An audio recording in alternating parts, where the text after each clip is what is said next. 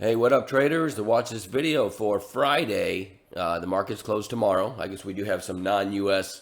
Customers in chat, so you might not realize the market's closed tomorrow for Thanksgiving, and it'll be open from the normal opening time until 1 p.m., so with what they call a half day on Friday.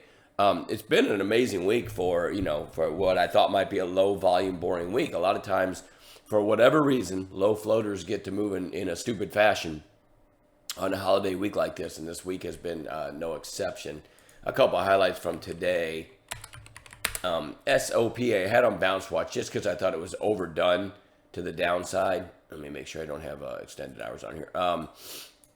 And so I pointed out what I call sort of a loose version. I'll have to zoom way in to show it to you. A loose version of a cup and handle. There's the opening candle. It looked like it topped out at 1254. Might have been something else. I feel like my chart was off a little bit, but then put in a lower high at 1233, and I called it long, kind of over this handle, kind of a long handle though, right?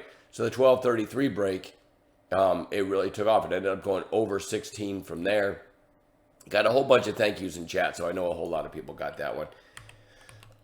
Excuse me. And then TDOC was on bounce watch, and I simply, let me pan out a little bit here. I simply called this as an opening range breakout when it looked probably about like this. So this would have been over the highs, which was right the top of this candle. You can't really see, it's hidden by that moving average, but over 102.90, which was right there. That was the high in the opening 10 minutes. And when it broke that, it went all the way over 108 at one point.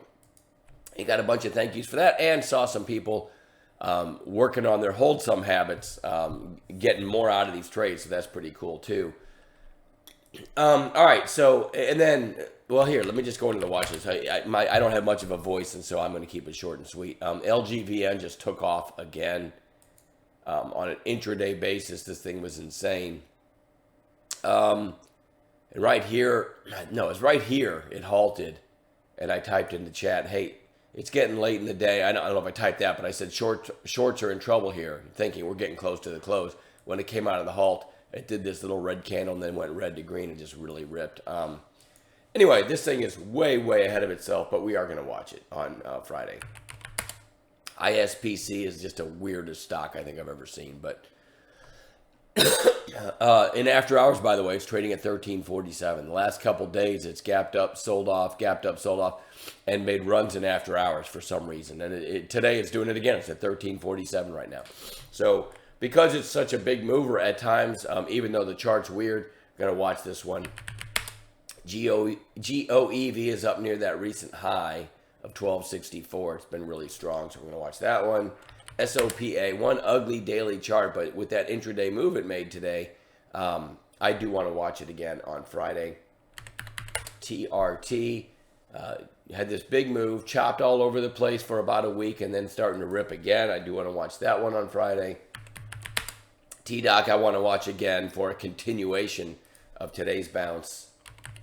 PUBM, after this gap up, sold off on gap up day, and then it's been chopping straight sideways ever since. But it's putting in kind of higher lows and really, might break out of this range one of these days. I'm going to watch that.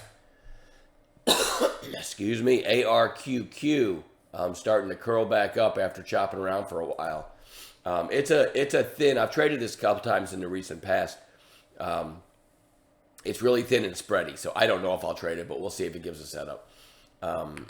SEV, ever since the IPO, just ripped on IPO day, then gapped up, and it's been bleeding ever since. What do you have? You have one big green day, and then 1, 2, 3, 4, 5 red days in a row. It just goes right back on bounce watch. It's not like I look at this and think it's a great looking chart, but it's also fallen in 5 sessions from almost $48 down to 18, right? So it is a decent setup for a snapback bounce. And then lastly, BIMI, which I don't like this price range at all, but in after hours it's trading at 91 cents. And it was over $1 briefly. I doubt I'll trade this one, but something happened in after hours, obviously, to get it moving. And I'm going to leave it at that. I don't have much of a voice, and I'll see everybody in the chat room on Friday morning. The Black Friday special has been on the website all week. There's a deal for the lifetime membership is back, which will end after Black Friday. And then there's also a neat deal on our trading course. And if you take that half price deal on that, we actually throw in a lifetime chat room membership too, if you're not already a lifer. The one thing I've noticed, as far as the lifetime chat sign up, since I put the Black Friday special on there, 99% of the Black Friday people taking advantage of it are already chat room members. They just didn't have the lifetime. So to me, that's a nice endorsement. It makes me feel good because it's people that have been in there and seen what we do, and now they're locking in lifetime. So in a way, that's a pretty neat little endorsement. And that's it. That's all I've got. I'm done babbling. I'll see everybody on Friday morning.